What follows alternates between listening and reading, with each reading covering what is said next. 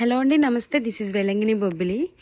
నేను chicken curry ఇంట్లో సింపుల్గా ఎప్పుడన్నా హడావుడిగా ఉన్నప్పుడు, కొంచెం టైం తక్కువ ఉన్నప్పుడు అన్నీ టమాటా, పచ్చిమిర్చి, ఉల్లిపాయలు మొత్తం కొంచెం కొత్తిమీర కూడా యాడ్ చేసుకొని మిక్సీకి వేసుకుంటాను. అలా అయితే కొంచెం గ్రేవీ ఎక్కువ అవుతుంది, త్వరగా ఉడుకుతుంది, కట్ చేసే శ్రమ కూడా తగ్గుతుందని కొంచెం హడావుడిగా ఉన్నప్పుడు నేను ఇలాగే కుక్ చేస్తాను చికెన్ కర్రీ. తగినంత ఆయిల్, మిక్సీకి పట్టుకున్న ఈ టమాటా, ఉల్లిపాయ అన్ని పేస్ట్ అంతా వేసేసుకొని కరివేపాకు కూడా యాడ్ చేస్తాను. నేనేంటంటే ఆకు, చెక్క, లవంగ, యాలకులు నేను ఆయిల్లో ఫ్రై చేయాల్సింది మర్చిపోయాను. సో ఇప్పుడు కర్రీలో అయితే వేసేసాను.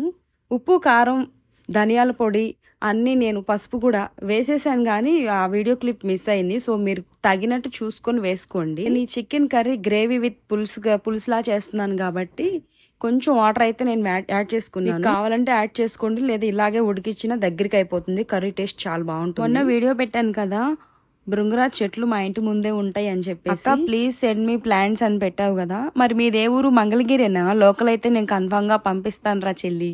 అడ్రస్ మాత్రం కమెంట్ లో పెట్టొద్దు, మీ ఊరేంటో పెట్టరా.